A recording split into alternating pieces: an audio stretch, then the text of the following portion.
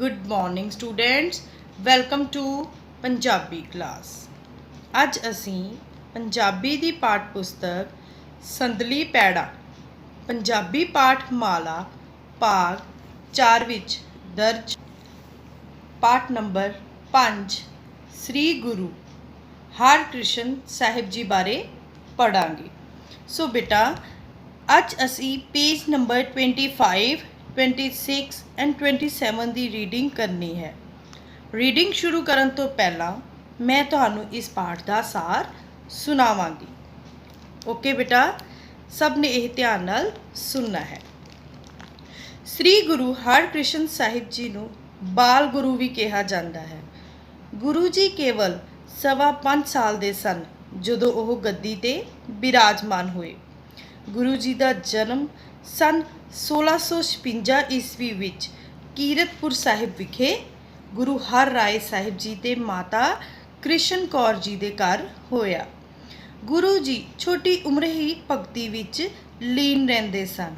गुरु हर राय जी ने अपने वड्डे पुत्तर नू छड्ड के छोटे पुत्तर नू गुरगद्दी सौंपी, पर यही गल वड्डे पुत्तर राम राय तो बर्दाश्त ना हुई।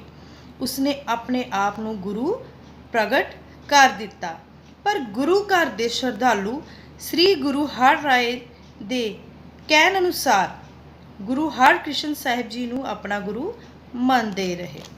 फिर राम राय ने मुगल बादशाह औरंगजेब पास इस बारे शिकायत की ते उसने गुरु साहिब नू दिल्ली आउण दा सद्दा भेजा।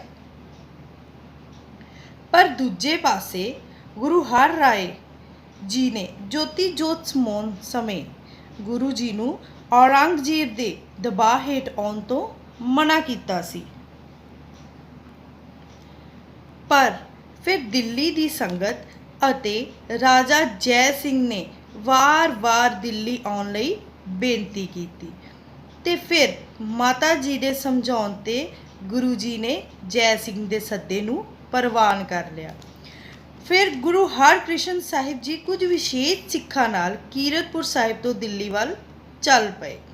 रस्ते विच अंबाले लांघे पंजोखरे पिंड विखे रुके।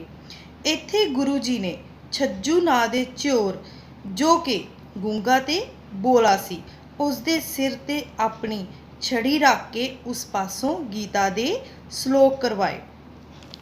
इस तरह गुरु साहिब ने लाल चंद नां दे पंडित दा हंकार तोड़िया ते उसनू सीधे राह पाया। उस जगह गुरुद्वारा पंजोखरा साहिब सुशोभित है। फिर दिल्ली पहुंचण ते राजा जय सिंह गुरु जी नू परखना चाहुंदा सी। उसने अपनी राणी नू गोलियां दा लिबास पवा के उन्हां दे विच ही बिठा दिता, पर गुरु जी ने अपनी छड़ी दे इशारे नाल पटरानी नू गोलियां नालों वख करके आशीर्वाद दिता। गुरु जी दे दिल्ली रहंदिया औरंगजेब ने उन्हां नू कई बार दरबार आउण दे सुनेहे भेजे, पर गुरु जी हर बार मना कर दिंदे। अंत औरंगजेब ने अपने पुत्रा नू गुरु साहिब नू मिलण लई जय सिंह दे महल भेजिया। ओह गुरु जी दे दर्शन करके बहुत निहाल होए। उन्हां ने गुरु साहिब जी दी वडियाई बारे घर आके औरंगजेब नू दस्सिया तां यह सुन के औरंगजेब ने राम राय दे पक्ष नू झूठा कह के उसकी शिकायत नू रद्द कर दिता। गुरु जी ने दिल्ली रह के भी धर्म का प्रचार किया। उस समय चेचक की महामारी फैलन कारण लोग बहुत मर रहे सन। लोगों की सेवा दौरान गुरु जी भी इस बीमारी की लपेट विच आ गए। गुरु जी नू अपना अंतिम समा नेड़े आउण कारण अगले वारस का नाम प्रगट करना चाह्या। उन्होंने 5 पैसे ते नारियल मंगवा के हाथ विच फड़ के अंतिम शब्द बाबा बकाला कहे, भाव गुरगद्दी दे अगले हकदार बाबा बकाला तो होणगे।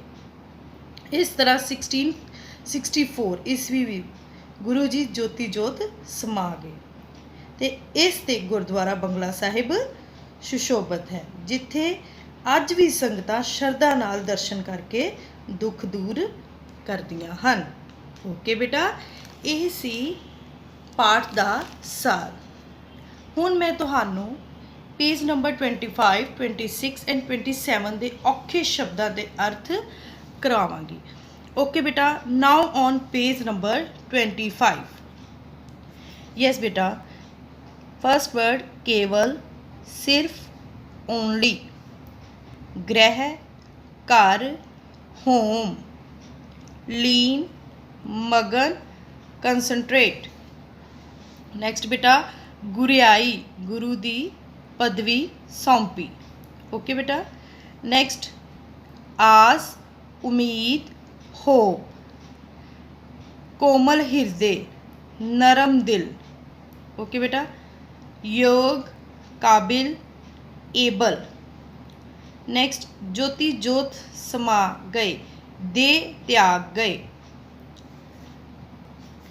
नेक्स्ट बेटा फायदा, लाभ, प्रॉफिट। फ्रेज वर्ड इज कामयाब ना होया, सफल ना होया। फरियाद, बेनती, रिक्वेस्ट। सद्दा, बुलावा, हुक्म कीता सी, आदेश कीता सी। यस बेटा, नाउ ऑन पेज नंबर 26। परवान, स्वीकार, एक्सेप्ट। श्रद्धालु, भगत, फॉलोअर्स। 94 सिखा, विशेष सिखा। नैक्सट विद्वता, ज्ञान, हंकार, कमंड, ईगो। बर्दाश्त ना हुई, सहन ना हुई। काबिलियत, योग्यता, कैपेबिलिटी। ओके बेटा, नाउ ऑन पेज नंबर 27। शंका, भरम, डाउट। परखना चाਹੁੰਦਾ ਸੀ, निरीक्षण करना ਚਾਹੁੰਦਾ ਸੀ। गोलियां, दासियां, लिबास पवा के, कपड़े पवा के। इशारे नाल, संकेत नाल। नैक्सट बेटा निहाल हो गए, रूह खुश होनी। वड्याई, तारीफ, प्रेज। लोड़वंदा, ज़रूरतमंदा, नीडी। महामारी, भयानक बीमारी जिस कारण वड्डी गिनती विच लोकां ते असर होना। भयानक रोग, खतरनाक बीमारी। अंतम समा, अखीरली घड़ी। कमज़ोर कर दिता सी, शरीर पक्षों माड़ा कर दिता सी। ज्योति ज्योत समा गए, दे त्याग गए। ओके बेटा, now on page number 25। Okay बेटा, हुण मैं रीडिंग स्टार्ट करांगी। श्री हर कृष्ण ध्याइए, जिस डिठे सब दुख जाए। ओके बेटा, सिखां दे 8वें गुरु श्री गुरु हरकृष्ण साहिब नूं बाल गुरु भी कहा जाता है। आप सिर्फ 5.25 साल की उम्र विच ही गुरगद्दी ते विराजमान होए। आप दा जन्म सन 1656 ईस्वी विच कीरतपुर साहिब विखे पिता श्री गुरु हर राय साहिब अते माता कृष्ण कौर जी दे गृह विखे होया। छोटी उम्रे ही आप प्रभु भगती विच लीन रहंदे सन। श्री गुरु हर राय जी ने अपने वड्डे पुत्र राम राय नूं त्याग के छोटे पुत्र हरकृष्ण नूं गुरियाई सौंपी। भावें उन्हां दा वड्डा पुत्र राम राय भी गुरुगद्दी दी आस लगाई बैठा सी, पर गुरु हर राय जी जानते सन कि हरकृष्ण जी बहुत कोमल हिरदे वाले हन अते गुरुगद्दी दे योग अधिकारी हन। ओके बेटा, इस पैरे विच असी पढ़िया श्री गुरु हरकृष्ण साहिब जी नूं बाल गुरु भी कहा जाता है। ये केवल 5.25 साल की उम्र विच ही गुरुगद्दी ते विराजमान होए सन। श्री गुरु हरकृष्ण जी का जन्म 1656 ईस्वी विच कीरतपुर साहिब विखे गुरु हर राय साहिब जी ते माता कृष्ण कौर जी के घर होया। छोटी उम्रे ही श्री गुरु हरकृष्ण जी ਪ੍ਰਭੂ ਭਗਤੀ ਵਿੱਚ ਲੀਨ ਰਹਿੰਦੇ ਸਨ। ਉਹਨਾਂ ਦੇ ਪਿਤਾ ਜੀ ਨੇ ਸ੍ਰੀ ਗੁਰੂ ਹਰਕ੍ਰਿਸ਼ਨ ਜੀ ਨੂੰ ਗੁਰਿਆਈ ਸੌਂਪੀ ਸੀ, ਕਿਉਂਕਿ ਉਹ ਜਾਣਦੇ ਸਨ ਕਿ ਹਰਕ੍ਰਿਸ਼ਨ ਜੀ ਬਹੁਤ ਹੀ ਕੋਮਲ ਹਿਰਦੇ ਵਾਲੇ ਅਤੇ ਗੁਰਗੱਦੀ ਦੇ ਕਾਬਿਲ ਅਧਿਕਾਰੀ ਹਨ। ਓਕੇ ਬੇਟਾ, ਨੈਕਸਟ ਇਜ਼ ਗੁਰੂ ਹਰਕ੍ਰਿਸ਼ਨ ਸਾਹਿਬ ਨੂੰ ਗੁਰਗੱਦੀ ਸੌਂਪ ਕੇ ਗੁਰੂ ਹਰ ਰਾਏ ਸਾਹਿਬ ਜੀ ਜੋਤੀ ਜੋਤ ਸਮਾ ਗਏ। ਆਪ ਦੀ ਛੋਟੀ ਉਮਰ ਦਾ ਫਾਇਦਾ ਉਠਾਉਂਦੇ ਹੋਏ ਰਾਮ ਰਾਏ ਨੇ ਆਪਣੇ ਆਪ ਨੂੰ ਗੁਰੂ ਪ੍ਰਗਟ ਕਰ ਦਿੱਤਾ। ਉਸਨੇ ਕਈ ਮਸੰਦ ਆਪਣੇ ਪਾਸੇ ਕਰ ਲਏ, ਪਰ ਫਿਰ ਵੀ ਗੁਰੂ ਘਰ ਦੇ ਸ਼ਰਧਾਲੂ ਸ੍ਰੀ ਗੁਰੂ ਹਰ ਰਾਏ ਦੇ ਕਹਿਣ ਅਨੁਸਾਰ ਗੁਰੂ ਹਰਕ੍ਰਿਸ਼ਨ ਸਾਹਿਬ ਜੀ ਨੂੰ ਆਪਣਾ ਗੁਰੂ ਮੰਨਦੇ ਰਹੇ। ਇਸ ਤਰ੍ਹਾਂ ਰਾਮ ਰਾਏ ਗੁਰਗੱਦੀ ਪ੍ਰਾਪਤ ਕਰਨ ਵਿੱਚ ਕਾਮਯਾਬ ਨਾ ਹੋਇਆ। ਉਸਨੇ ਮੁਗਲ ਬਾਦਸ਼ਾਹ ਔਰੰਗਜ਼ੇਬ ਪਾਸ ਇਸ ਬਾਰੇ ਸ਼ਿਕਾਇਤ ਕੀਤੀ ਅਤੇ ਉਸ ਕੋਲੋਂ ਮਦਦ ਵੀ ਮੰਗੀ। ਬਾਦਸ਼ਾਹ ਨੇ ਉਸ ਦੀ ਫਰਿਆਦ ਮੰਨ ਕੇ ਗੁਰੂ ਸਾਹਿਬ ਨੂੰ ਦਿੱਲੀ ਆਉਣ ਲਈ ਸੱਦਾ ਭੇਜਿਆ। ਓਕੇ ਬੇਟਾ, ਇਸ ਪੈਰੇ ਵਿੱਚ ਅਸੀਂ ਪੜ੍ਹਿਆ ਸ੍ਰੀ ਗੁਰੂ ਹਰਕ੍ਰਿਸ਼ਨ ਸਾਹਿਬ ਜੀ ਨੂੰ ਗੁਰਗੱਦੀ ਸੌਂਪ ਕੇ ਗੁਰੂ ਹਰ ਰਾਏ ਸਾਹਿਬ ਜੀ ਜੋਤੀ ਜੋਤ ਸਮਾ ਗਏ ਸਨ, ਪਰ ਗੁਰੂ ਹਰਕ੍ਰਿਸ਼ਨ ਸਾਹਿਬ ਜੀ ਦਾ ਛੋਟੀ ਉਮਰ ਦਾ ਫਾਇਦਾ ਚੁੱਕਦੇ ਹੋਏ ਉਹਨਾਂ ਦੇ ਵੱਡੇ ਭਰਾ ਨੇ ਆਪਣੇ ਆਪ ਨੂੰ ਗੁਰੂ ਪ੍ਰਗਟ ਕਰ ਦਿੱਤਾ ਸੀ। ਪਰ ਗੁਰੂ ਹਰ ਰਾਏ ਜੀ ਦੇ ਕਹਿਣ ਅਨੁਸਾਰ ਜੋ ਗੁਰੂ ਘਰ ਦੇ ਸ਼ਰਧਾਲੂ ਸਨ, ਉਹ ਹਰਕ੍ਰਿਸ਼ਨ ਸਾਹਿਬ ਜੀ ਨੂੰ ਹੀ ਆਪਣਾ ਗੁਰੂ ਮੰਨਦੇ ਰਹੇ। ਇਸ ਤਰ੍ਹਾਂ ਰਾਮ ਰਾਏ ਗੁਰਗੱਦੀ ਪ੍ਰਾਪਤ ਕਰਨ ਵਿੱਚ ਕਾਮਯਾਬ ਨਾ ਹੋਇਆ ਤੇ ਇਹ ਦੇਖ ਕੇ ਉਸਨੇ ਮੁਗਲ ਬਾਦਸ਼ਾਹ ਔਰੰਗਜ਼ੇਬ ਨੂੰ ਸ਼ਿਕਾਇਤ ਕੀਤੀ ਤੇ ਉਸ ਕੋਲੋਂ ਗੁਰਗੱਦੀ ਪ੍ਰਾਪਤ ਕਰਨ ਲਈ ਮਦਦ ਵੀ ਮੰਗੀ ਤੇ ਬਾਦਸ਼ਾਹ ਨੇ ਰਾਮ ਰਾਏ ਦੀ ਫਰਿਆਦ ਸੁਣ ਕੇ ਗੁਰੂ ਸਾਹਿਬ ਨੂੰ ਦਿੱਲੀ ਆਉਣ ਲਈ ਸੱਦਾ ਭੇਜਿਆ। ਨੈਕਸਟ ਬੇਟਾ, ਲਾਸਟ ਪੈਰਾ।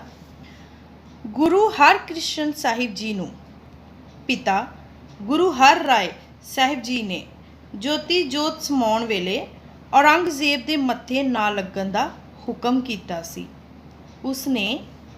ਉਹਨਾਂ ਨੇ ਇਹ ਵੀ ਕਿਹਾ ਸੀ ਕਿ ਕਿਸੇ ਦੀਆਂ ਧਮਕੀਆਂ ਹੇਠ ਨਹੀਂ ਆਉਣਾ।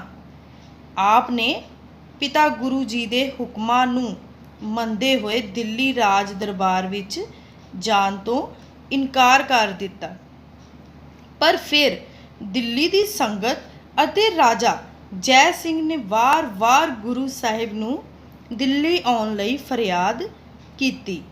ਤਦ ਗੁਰੂ ਸਾਹਿਬ ਜੀ ਦੇ ਮਾਤਾ ਜੀ ਨੇ ਉਹਨਾਂ ਨੂੰ ਸਮਝਾਇਆ। ਹਾਂਜੀ ਬੇਟਾ, ਇਸ ਪੈਰੇ ਵਿੱਚ ਅਸੀਂ ਪੜ੍ਹਿਆ ਕਿ ਗੁਰੂ ਹਰਕ੍ਰਿਸ਼ਨ ਸਾਹਿਬ ਜੀ ਨੂੰ ਉਹਨਾਂ ਦੇ ਪਿਤਾ ਗੁਰੂ ਹਰ ਰਾਏ ਸਾਹਿਬ ਜੀ ਨੇ ਜੋਤੀ ਜੋਤ ਸਮਾਉਣ ਵੇਲੇ ਔਰੰਗਜ਼ੇਬ ਦੇ ਮੱਥੇ ਨਾ ਲੱਗਣ ਦਾ ਹੁਕਮ ਦਿੱਤਾ ਸੀ। ਉਹਨਾਂ ਨੇ ਇਹ ਵੀ ਕਿਹਾ ਸੀ ਕਿ ਹਰਕ੍ਰਿਸ਼ਨ ਸਾਹਿਬ ਕਿਸੇ ਦੀਆਂ ਧਮਕੀਆਂ ਦੇ ਹੇਠ ਨਹੀਂ ਆਉਣਗੇ। ਗੁਰੂ ਹਰਕ੍ਰਿਸ਼ਨ ਸਾਹਿਬ ਜੀ ਨੇ ਪਿਤਾ ਜੀ ਦੇ ਹੁਕਮਾਂ ਨੂੰ ਮੰਨਦੇ ਹੋਏ ਦਿੱਲੀ ਰਾਜ ਦਰਬਾਰ ਵਿੱਚ ਜਾਣ ਤੋਂ ਸਾਫ਼ ਇਨਕਾਰ ਕਰ ਦਿੱਤਾ, ਪਰ ਦਿੱਲੀ ਦੀ ਸੰਗਤ ਤੇ ਰਾਜਾ ਜੈ ਸਿੰਘ ਨੇ ਵਾਰ-ਵਾਰ ਗੁਰੂ ਜੀ ਨੂੰ ਦਿੱਲੀ ਆਉਣ ਦੀ ਫਰਿਆਦ ਕੀਤੀ। ਤਦ ਗੁਰੂ ਸਾਹਿਬ ਜੀ ਦੀ ਮਾਤਾ ਨੇ ਉਹਨਾਂ ਨੂੰ ਸਮਝਾਇਆ। ਪਿਤਾ ਗੁਰੂ ਨੇ ਉਹਨਾਂ ਨੂੰ ਔਰੰਗਜ਼ੇਬ ਦੇ ਮੱਥੇ ਨਾ ਲੱਗਣ ਦਾ ਹੁਕਮ ਕੀਤਾ ਸੀ, ਨਾ ਕਿ ਗੁਰੂ ਦੀ ਸੰਗਤ ਨੂੰ ਦਰਸ਼ਨ ਦੇਣ ਤੋਂ ਮਨਾ ਕੀਤਾ ਸੀ। ਫਿਰ ਗੁਰੂ ਹਰਕ੍ਰਿਸ਼ਨ ਸਾਹਿਬ ਮਾਤਾ ਜੀ ਦੇ ਹੁਕਮਾਂ ਨੂੰ ਮੰਨਦੇ ਹੋਏ ਸੰਗਤਾਂ ਅਤੇ ਰਾਜਾ ਜੈ ਸਿੰਘ ਦੇ ਸੱਦੇ ਨੂੰ ਪ੍ਰਵਾਨ ਕਰਦੇ ਹੋਏ ਦਿੱਲੀ ਉਸਦੇ ਬੰਗਲੇ ਵਿੱਚ ਜਾਣ ਲਈ ਤਿਆਰ ਹੋ ਗਏ। ਰਾਜਾ ਜੈ ਸਿੰਘ ਉਂਝ ਤਾਂ ਗੁਰੂ ਘਰ ਦਾ ਸ਼ਰਧਾਲੂ ਸੀ, ਪਰ ਇਸ ਵਾਰ ਉਸਨੇ ਗੁਰੂ ਸਾਹਿਬ ਨੂੰ औरंगजेब ਦੇ ਕਹਿਣ ਤੇ ਦਿੱਲੀ ਬੁਲਾਇਆ ਸੀ। ਹਾਂਜੀ ਬੇਟਾ, ਜਦੋਂ ਹਰਕ੍ਰਿਸ਼ਨ ਜੀ ਦੇ ਮਾਤਾ ਜੀ ਨੇ ਉਹਨਾਂ ਨੂੰ ਸਮਝਾਇਆ ਕਿ ਪਿਤਾ ਗੁਰੂ ਨੇ ਉਹਨਾਂ ਨੂੰ ਸਿਰਫ ਔਰੰਗਜ਼ੇਬ ਦੇ ਮੱਥੇ ਨਾ ਲੱਗਣ ਦਾ ਹੁਕਮ ਕੀਤਾ ਸੀ, ਪਰ ਇਹ ਨਹੀਂ ਕਿਹਾ ਸੀ ਕਿ ਤੁਸੀਂ ਗੁਰੂ ਦੀ ਸੰਗਤ ਨੂੰ ਦਰਸ਼ਨ ਨਾ ਦਿਓ। ਫਿਰ ਹਰਕ੍ਰਿਸ਼ਨ ਸਾਹਿਬ ਜੀ ਨੇ ਮਾਤਾ ਜੀ ਦੇ ਹੁਕਮਾਂ ਨੂੰ ਮੰਨਦੇ ਹੋਏ ਰਾਜਾ ਜੈ ਸਿੰਘ ਦੇ ਸੱਦੇ ਨੂੰ ਸਵੀਕਾਰ ਕਰ ਲਿਆ ਤੇ ਉਹਨਾਂ ਦੇ ਬੰਗਲੇ ਵਿੱਚ ਜਾਣ ਲਈ ਤਿਆਰ ਹੋ ਗਏ। ਰਾਜਾ ਜੈ ਸਿੰਘ ਉਂਝ ਤਾਂ ਗੁਰੂ ਘਰ ਦਾ ਭਗਤ ਸੀ, ਪਰ ਇਸ ਵਾਰ ਉਸਨੇ ਗੁਰੂ ਸਾਹਿਬ ਨੂੰ ਔਰੰਗਜ਼ੇਬ ਦੇ ਕਹਿਣ ਤੇ ਹੀ ਦਿੱਲੀ ਬੁਲਾਇਆ ਸੀ। ਠੀਕ ਹੈ ਬੇਟੇ, ਨੈਕਸਟ ਪੜਾਂਗੇ। ਗੁਰੂ ਹਰਕ੍ਰਿਸ਼ਨ ਸਾਹਿਬ ਜੀ ਕੁਝ 94 ਸਿੱਖਾਂ ਨਾਲ ਕੀਰਤਪੁਰ ਸਾਹਿਬ ਤੋਂ ਦਿੱਲੀ ਵੱਲ ਚੱਲ ਪਏ। ਆਪ ਰਸਤੇ ਵਿੱਚ ਅੰਬਾਲੇ ਲਾਗੇ ਪੰਜੋਖਰਾ ਪਿੰਡ ਵਿਖੇ ਰੁਕੇ। ਇੱਥੇ ਲਾਲ ਚੰਦ ਨਾਂ ਦੇ ਇੱਕ ਪੰਡਤ ਨੂੰ ਆਪਣੀ ਵਿਦਵਤਾ ਤੇ ਬਹੁਤ ਹੰਕਾਰ ਸੀ। ਇਸ ਪੈਰੇ ਵਿੱਚ ਅਸੀਂ ਪੜ੍ਹਿਆ ਬੇਟੇ ਕਿ ਗੁਰੂ ਹਰਕ੍ਰਿਸ਼ਨ ਸਾਹਿਬ ਜੀ ਆਪਣੇ ਕੁਝ ਵਿਸ਼ੇਸ਼ ਸਿੱਖਾਂ ਨਾਲ ਕੀਰਤਪੁਰ ਸਾਹਿਬ ਤੋਂ ਦਿੱਲੀ ਵੱਲ ਚੱਲ ਪਏ ਤੇ ਰਸਤੇ ਵਿੱਚ ਅੰਬਾਲੇ ਲਾਗੇ ਪੰਜੋਖਰੇ ਪਿੰਡ ਰੁਕੇ। ਉੱਥੇ ਇੱਕ ਲਾਲ ਚੰਦ ਨਾਂ ਦਾ ਇੱਕ ਪੰਡਤ ਸੀ ਜਿਸ ਨੂੰ ਆਪਣੇ ਗਿਆਨ ਦੇ ਉੱਪਰ ਬਹੁਤ ਹੀ ਘਮੰਡ ਸੀ। ਨੈਕਸਟ ਪੜਾਂਗੇ। ਗੁਰੂ ਸਾਹਿਬ ਦੀ ਇੰਨੀ ਛੋਟੀ ਉਮਰ ਵਿੱਚ ਇੰਨੀ ਸੋਭਾ ਉਸ ਕੋਲੋਂ ਬਰਦਾਸ਼ਤ ਨਾ ਹੋਈ ਤੇ ਉਹ ਗੁਰੂ ਸਾਹਿਬ ਦੀ ਕਾਬਲੀਅਤ ਨੂੰ ਪਰਖਣ ਲਈ ਉਹਨਾਂ ਨੂੰ ਗੀਤਾ ਦੇ ਸ਼ਲੋਕਾਂ ਦੇ ਅਰਥ ਕਰਨ ਲਈ ਕਹਿਣ ਲੱਗਾ। ਤਦ ਉੱਥੇ ਗੁਰੂ ਸਾਹਿਬ ਨੇ ਛੱਜੂ ਨਾਂ ਦੇ ਇੱਕ ਝਿਉਰ, ਜੋ ਕਿ ਗੂੰਗਾ ਤੇ ਬੋਲਾ ਸੀ, ਉਸ ਦੇ ਸਿਰ ਤੇ ਆਪਣੀ ਛੜੀ ਰੱਖ ਕੇ ਉਸ ਪਾਸੋਂ ਗੀਤਾ ਦੇ ਸ਼ਲੋਕਾਂ ਦੇ ਅਰਥ ਕਰਵਾਏ। ਇਸ ਤਰ੍ਹਾਂ ਗੁਰੂ ਸਾਹਿਬ ਨੇ ਉਸ ਹੰਕਾਰੀ ਪੰਡਤ ਦਾ ਹੰਕਾਰ ਤੋੜਿਆ ਤੇ ਉਸ ਨੂੰ ਸਿੱਧੇ ਰਾਹ ਪਾਇਆ। ਉਸ ਜਗ੍ਹਾ ਤੇ ਗੁਰਦੁਆਰਾ ਪੰਜੋਖਰਾ ਸਾਹਿਬ ਸੁਸ਼ੋਭਿਤ ਹੈ। ਓਕੇ ਬੇਟਾ, ਇਸ ਪੈਰੇ ਵਿੱਚ ਅਸੀਂ ਪੜ੍ਹਿਆ ਕਿ ਗੁਰੂ ਸਾਹਿਬ ਦੀ ਇੰਨੀ ਛੋਟੀ ਉਮਰ ਜੋ ਤੇ ਇੰਨੀ ਕਾਬਲੀਅਤ ਦੇਖ ਕੇ ਉਸ ਕੋਲੋਂ ਬਰਦਾਸ਼ਤ ਨਾ ਹੋਈ ਤਾਂ ਉਸਨੇ ਗੁਰੂ ਜੀ ਨੂੰ ਗੀਤਾ ਦੇ ਸ਼ਲੋਕਾਂ ਦੇ ਅਰਥ ਕਰਨ ਲਈ ਕਿਹਾ। ਤਦ ਗੁਰੂ ਸਾਹਿਬ ਜੀ ਨੇ ਛੱਜੂ ਨਾਂ ਦਾ ਇੱਕ ਝੂਰ ਸੀ ਬੇਟਾ, ਜੋ ਕਿ ਗੂੰਗਾ ਵੀ ਸੀ, ਮਤਲਬ ਜੋ ਬੋਲ ਵੀ ਨਹੀਂ ਸਕਦਾ ਸੀ ਤੇ ਨਾ ਹੀ ਸੁਣ ਸਕਦਾ ਸੀ। ਠੀਕ ਹੈ, ਉਸ ਦੇ ਸਿਰ ਤੇ ਆਪਣੀ ਛੜੀ ਰੱਖ ਕੇ ਉਸ ਪਾਸੋਂ ਗੀਤਾ ਦੇ ਸ਼ਲੋਕਾਂ ਦੇ ਅਰਥ ਕਰਵਾਏ ਸੀ।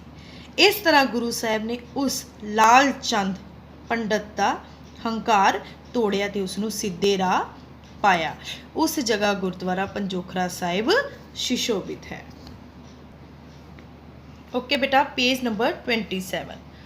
ਗੁਰੂ ਹਰਕ੍ਰਿਸ਼ਨ ਸਾਹਿਬ ਜੀ 10 ਗੁਰੂ ਸਾਹਿਬਾਨਾਂ ਵਿੱਚੋਂ ਸਭ ਤੋਂ ਛੋਟੀ ਉਮਰ ਦੇ ਸਨ। ਇਸ ਤਰ੍ਹਾਂ ਪਹਿਲੀ ਵਾਰ ਹੋਇਆ ਸੀ ਕਿ ਗੁਰੂ ਨਾਨਕ ਦੀ ਜੋਤ ਗੁਰਗੱਦੀ ਦੇ ਰੂਪ ਵਿੱਚ ਇੱਕ ਛੋਟੀ ਉਮਰ ਦੇ ਬਾਲ ਵਿੱਚ ਰੁਸ਼ਨਾਈ ਸੀ। ਇਸ ਕਰਕੇ ਹਰ ਕੋਈ ਉਹਨਾਂ ਦੇ ਗੁਰੂ ਬਣਨ ਤੇ ਸ਼ੰਕਾ ਪ੍ਰਗਟ ਕਰਦਾ ਸੀ ਤੇ ਉਹਨਾਂ ਨੂੰ ਪਰਖਣਾ ਚਾਹੁੰਦਾ ਸੀ। ਇਸ ਪੈਰੇ ਵਿੱਚ ਅਸੀਂ ਪੜ੍ਹਿਆ ਬੇਟਾ ਕਿ ਗੁਰੂ ਹਰਕ੍ਰਿਸ਼ਨ ਸਾਹਿਬ ਜੀ 10 ਗੁਰੂ ਸਾਹਿਬਾਨ ਜੋ ਸਾਡੇ ਹੋਏ ਸਨ, ਉਹਨਾਂ ਵਿੱਚੋਂ ਸਭ ਤੋਂ ਛੋਟੀ ਉਮਰ ਦੇ ਸਨ। ਇਸ ਤਰ੍ਹਾਂ ਪਹਿਲੀ ਵਾਰ ਹੋਇਆ ਸੀ ਕਿ ਗੁਰੂ ਨਾਨਕ ਦੀ ਜੋਤ ਗੁਰਗੱਦੀ ਦੇ ਰੂਪ ਵਿੱਚ ਇੱਕ ਸਭ ਤੋਂ ਛੋਟੀ ਉਮਰ ਦੇ ਬਾਲ ਵਿੱਚ ਰੁਸ਼ਨਾਈ ਸੀ। ਠੀਕ ਹੈ, ਇਸ ਤਰ੍ਹਾਂ ਉਹਨਾਂ ਦੇ ਗੁਰੂ ਬਣਨ ਤੇ ਹਰ ਕੋਈ ਸ਼ੰਕਾ ਪ੍ਰਗਟ ਕਰਦਾ ਸੀ ਤੇ ਉਹਨਾਂ ਨੂੰ ਪਰਖਣਾ ਚਾਹੁੰਦਾ ਸੀ। ਨੈਕਸਟ ਬੇਟਾ, ਦਿੱਲੀ ਪਹੁੰਚਣ ਤੇ ਰਾਜਾ ਜੈ ਸਿੰਘ ਵੀ ਗੁਰੂ ਸਾਹਿਬ ਨੂੰ ਪਰਖਣਾ ਚਾਹੁੰਦਾ ਸੀ। ਉਸ ਨੇ ਆਪਣੀ ਰਾਣੀ ਨੂੰ ਗੋਲੀਆਂ ਦਾ ਲਿਬਾਸ ਪਵਾ ਕੇ ਉਹਨਾਂ ਵਿੱਚ ਹੀ ਬਿਠਾ ਦਿੱਤਾ ਅਤੇ ਚਾਹਿਆ ਕਿ ਗੁਰੂ ਸਾਹਿਬ ਉਹਨਾਂ ਵਿੱਚੋਂ ਸਹੀ ਰਾਣੀ ਨੂੰ ਪਛਾਣਨ। ਪਰ ਗੁਰੂ ਸਾਹਿਬ ਨੇ ਪਹਿਲੀ ਹੀ ਨਜ਼ਰ ਵਿੱਚ ਆਪਣੀ ਛੜੀ ਦੇ ਇਸ਼ਾਰੇ ਨਾਲ ਪਟਰਾਣੀ ਨੂੰ ਗੋਲੀਆਂ ਨਾਲੋਂ ਵੱਖ ਕਰ ਆਸ਼ੀਰਵਾਦ ਦਿੱਤਾ। ਇਸ ਪੈਰੇ ਵਿੱਚ ਅਸੀਂ ਪੜ੍ਹਿਆ ਕਿ ਜਦੋਂ ਗੁਰੂ ਜੀ ਦਿੱਲੀ ਪਹੁੰਚੇ ਸੀ ਤਾਂ ਰਾਜਾ ਜੈ ਸਿੰਘ ਵੀ ਉਹਨਾਂ ਨੂੰ ਪਰਖਣਾ ਚਾਹੁੰਦਾ ਸੀ, ਉਸਨੇ ਆਪਣੀ ਰਾਣੀ ਨੂੰ ਦਾਸੀਆਂ ਦਾ ਕੱਪੜੇ ਪਵਾ ਕੇ ਉਹਨਾਂ ਦੇ ਵਿੱਚ ਹੀ ਬਿਠਾ ਦਿੱਤਾ ਤੇ ਚਾਹਿਆ ਕਿ ਗੁਰੂ ਸਾਹਿਬ ਉਹਨਾਂ ਵਿੱਚੋਂ ਸਹੀ ਰਾਣੀ ਨੂੰ ਪਛਾਣਨ। ਪਰ ਗੁਰੂ ਸਾਹਿਬ ਜੀ ਨੇ ਪਹਿਲੀ ਨਜ਼ਰ ਵਿੱਚ ਹੀ ਛੜੀ ਦੇ ਇਸ਼ਾਰੇ ਨਾਲ ਜੋ ਰਾਜਾ ਜੈ ਸਿੰਘ ਦੀ ਪਟਰਾਣੀ ਸੀ ਉਸ ਨੂੰ ਗੋਲੀਆਂ ਨਾਲੋਂ ਵੱਖ ਕਰਕੇ ਉਸ ਨੂੰ ਆਸ਼ੀਰਵਾਦ ਦਿੱਤਾ। ਨੈਕਸਟ ਬੇਟਾ, ਗੁਰੂ ਸਾਹਿਬ ਦੇ ਦਿੱਲੀ ਰਹਿੰਦਿਆਂ ਔਰੰਗਜ਼ੇਬ ਨੇ ਕਈ ਵਾਰ ਉਹਨਾਂ ਨੂੰ ਆਪਣੇ ਦਰਬਾਰ ਵਿੱਚ ਆਉਣ ਲਈ ਸੁਨੇਹੇ ਭੇਜੇ, ਪਰ ਉਹਨਾਂ ਨੇ ਮਨਾ ਕਰ ਦਿੱਤੇ। ਉਹਨਾਂ ਦੇ ਵਾਰ-ਵਾਰ ਮਨਾ ਕਰਨ ਤੇ ਔਰੰਗਜ਼ੇਬ ਨੇ ਆਪਣੇ ਪੁੱਤਰਾਂ ਨੂੰ ਗੁਰੂ ਸਾਹਿਬ ਨੂੰ ਮਿਲਣ ਲਈ ਰਾਜਾ ਜੈ ਸਿੰਘ ਦੇ ਮਹੱਲ ਵਿਖੇ ਭੇਜਿਆ। ਉੱਥੇ ਉਹ ਗੁਰੂ ਸਾਹਿਬ ਦੇ ਦਰਸ਼ਨ ਕਰਕੇ ਅਤੇ ਬਚਨ ਸੁਣ ਕੇ ਨਿਹਾਲ ਹੋ ਗਏ। ਵਾਪਸ ਜਾ ਕੇ ਉਹਨਾਂ ਨੇ ਔਰੰਗਜ਼ੇਬ ਨੂੰ ਗੁਰੂ ਸਾਹਿਬ ਦੀ ਵਡਿਆਈ ਅਤੇ ਵਿਦਵਤਾ ਬਾਰੇ ਦੱਸਿਆ। ਇਹ ਸੁਣ ਕੇ ਔਰੰਗਜ਼ੇਬ ਨੇ ਰਾਮ ਰਾਏ ਦੇ ਪੱਖ ਨੂੰ ਝੂਠਾ ਕਹਿ ਕੇ ਉਸ ਦੀ ਸ਼ਿਕਾਇਤ ਨੂੰ ਰੱਦ ਕਰ ਦਿੱਤਾ। ਹਾਂਜੀ ਬੇਟਾ, ਇਸ ਪੈਰੇ ਵਿੱਚ ਅਸੀਂ ਪੜ੍ਹਿਆ ਕਿ ਗੁਰੂ ਸਾਹਿਬ ਜਦੋਂ ਦਿੱਲੀ ਰਹਿ ਰਹੇ ਸੀ ਤਾਂ ਔਰੰਗਜ਼ੇਬ ਨੇ ਉਹਨਾਂ ਨੂੰ ਕਈ ਵਾਰ ਦਰਬਾਰ ਵਿੱਚ ਆਉਣ ਲਈ ਕਿਹਾ, ਪਰ ਉਹ ਸਾਫ਼ ਮਨਾ ਕਰ ਦਿੰਦੇ। ਫਿਰ ਔਰੰਗਜ਼ੇਬ ਨੇ ਆਪਣੇ ਪੁੱਤਰਾਂ ਨੂੰ ਗੁਰੂ ਸਾਹਿਬ ਨੂੰ ਮਿਲਣ ਲਈ ਰਾਜਾ ਜੈ ਸਿੰਘ ਦੇ ਮਹੱਲ ਵਿਖੇ ਭੇਜਿਆ। ਜਦੋਂ ਉਹ ਉੱਥੇ ਗਏ ਤਾਂ ਗੁਰੂ ਸਾਹਿਬ ਦੇ ਦਰਸ਼ਨ ਅਤੇ ਬਚਨ ਸੁਣ ਕੇ ਉਹ ਬਹੁਤ ਖੁਸ਼ ਹੋਏ ਤੇ ਉਹਨਾਂ ਨੇ ਘਰ ਆ ਕੇ ਔਰੰਗਜ਼ੇਬ ਨੂੰ ਗੁਰੂ ਸਾਹਿਬ ਦੀ ਵਡਿਆਈ ਕੀਤੀ ਤੇ ਉਹਨਾਂ ਦੀ ਵਿਦਵਤਾ ਬਾਰੇ ਦੱਸਿਆ। ਇਹ ਸੁਣ ਕੇ ਔਰੰਗਜ਼ੇਬ ਨੇ ਰਾਮ ਰਾਏ ਦੇ ਪੱਖ ਨੂੰ ਝੂਠਾ ਕਹਿ ਕੇ ਉਸ ਦੁਆਰਾ ਕੀਤੀ ਗਈ ਸ਼ਿਕਾਇਤ ਨੂੰ ਰੱਦ ਕਰ ਦਿੱਤਾ ਸੀ। ਨੈਕਸਟ ਬੇਟਾ, ਗੁਰੂ ਜੀ ਨੇ ਦਿੱਲੀ ਵਿੱਚ ਹੀ ਧਰਮ ਦਾ ਪ੍ਰਚਾਰ ਕੀਤਾ। ਰੋਜ਼ ਦੀਵਾਨ ਸਜਦੇ, ਸੰਗਤਾਂ ਬਾਲ ਗੁਰੂ ਦੇ ਦਰਸ਼ਨ ਕਰਦੀਆਂ ਅਤੇ ਗੁਰੂ ਜਸ ਸਰਵਨ ਕਰਦੀਆਂ। ਜੋ ਕੁਝ ਵੀ ਗੁਰੂ ਜੀ ਨੂੰ ਭੇਟਾਂ ਵਜੋਂ ਆਉਂਦਾ ਆਪ ਲੋੜਵੰਦਾਂ ਵਿੱਚ ਵੰਡ ਦਿੰਦੇ। ਠੀਕ ਹੈ ਬੇਟੇ, ਗੁਰੂ ਜੀ ਨੇ ਦਿੱਲੀ ਰਹਿ ਕੇ ਹੀ ਧਰਮ ਦਾ ਪ੍ਰਚਾਰ ਕੀਤਾ ਸੀ।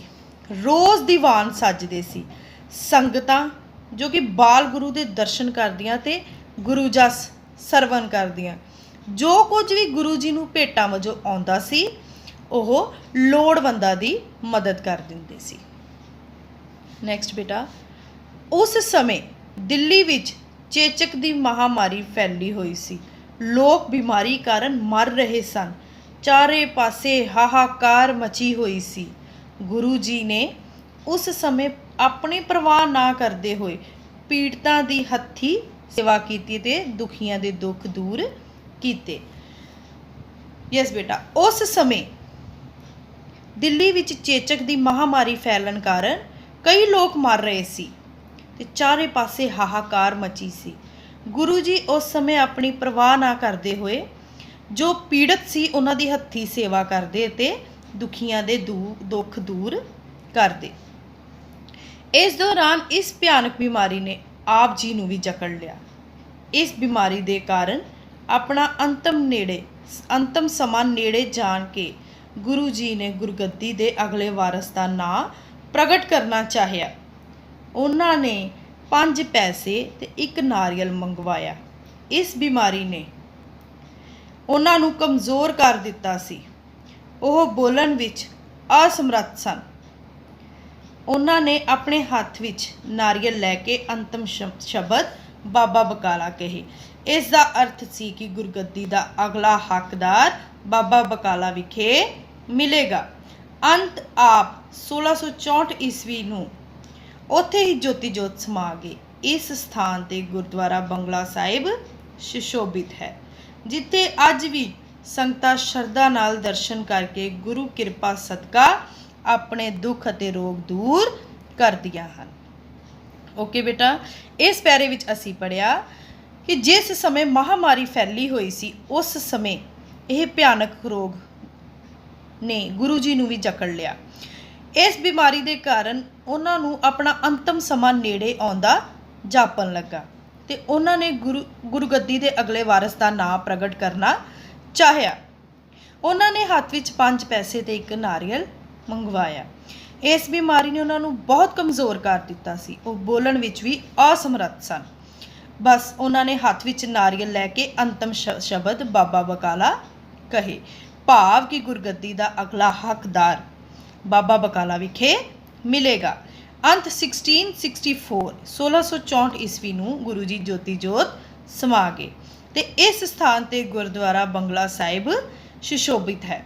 ਓਕੇ ਬੇਟਾ, ਦਿੱਲੀ ਤੁਸੀਂ ਬੰਗਲਾ ਸਾਹਿਬ ਗਏ ਹੋ ਨਾ, ਇਹ ਗੁਰਦੁਆਰਾ ਉੱਥੇ ਸੁਸ਼ੋਭਿਤ ਹੈ, ਜਿੱਥੇ ਅੱਜ ਵੀ ਸੰਗਤਾਂ ਸ਼ਰਧਾ ਨਾਲ ਦਰਸ਼ਨ ਕਰਕੇ ਗੁਰੂ ਕਿਰਪਾ ਸਦਕਾ ਦੁੱਖ ਅਤੇ ਰੋਗ ਦੂਰ ਕਰਦੀਆਂ ਹਨ। ਓਕੇ ਬੇਟਾ, ਇਸ ਦੇ ਨਾਲ ਹੀ ਪਾਠ ਸ੍ਰੀ ਗੁਰੂ ਹਰਕ੍ਰਿਸ਼ਨ ਸਾਹਿਬ ਜੀ ਫਿਨਿਸ਼ ਹੁੰਦਾ ਹੈ। ਬੇਟਾ ਤੁਸੀਂ ਇਸ ਦੀ ਰੀਡਿੰਗ ਦੁਬਾਰਾ ਕਰਨੀ ਹੈ ਐਂਡ ਔਖੇ ਸ਼ਬਦਾਂ ਦੇ ਅਰਥਾਂ ਨੂੰ ਰਿਵਾਈਜ਼ ਕਰਨਾ ਹੈ। ਓਕੇ ਬੇਟਾ, ਥੈਂਕ ਯੂ ਵੈਰੀ ਮਚ।